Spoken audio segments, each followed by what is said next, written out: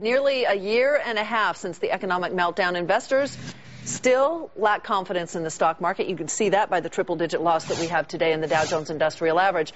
That is according to a new survey by the American Institute of Certified Public Accountants. It says more than half of affluent investors are quote, not very confident in the market. 74% are more risk-averse, and a huge 87% of them are spending less.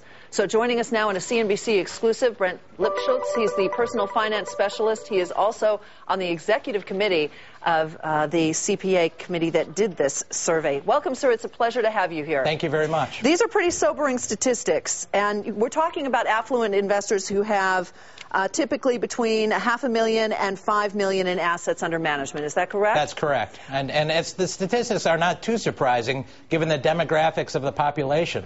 More and more baby boomers are set to retire. So if they're looking at their savings, although they have significant wealth, their lifestyles are being pared back because they can't afford to spend what they're used to spending. So seeing that statistic doesn't really too much shock me, given that a large population is the baby boomers.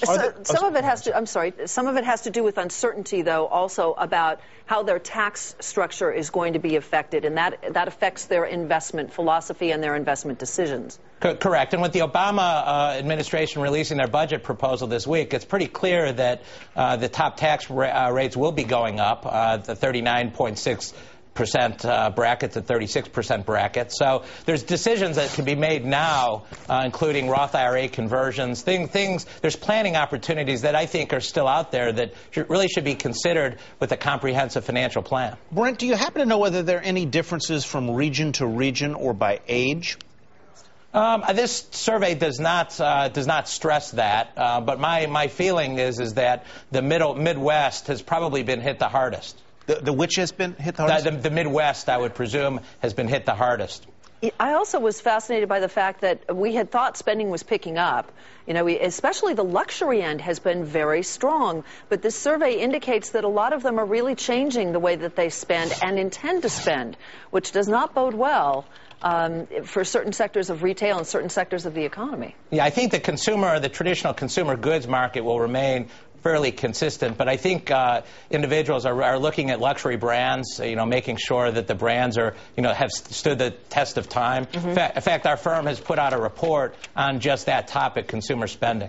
And one of the other issues is they are more risk-averse now, even with the financial regulation that's being talked about, even with capital requirements. A number of things that have been done has not changed their attitude towards risk. Yeah, that's true. It's interesting. When we talk to a prospective client about investing, we typically take them through an investment portfolio a questionnaire, and in that questionnaire we measure a person's risk tolerance. And typically one of the questions is can you withstand a 50% market fall? And in the past, clients would answer that question but wouldn't think anything of it typically. Now reality is set in, and I think clients really now have to look at their portfolios and say and really look at that question and address it with a straight face. And some of them probably have been hit by 50%. Thank you so much, Brent. We appreciate it. Thank you very much.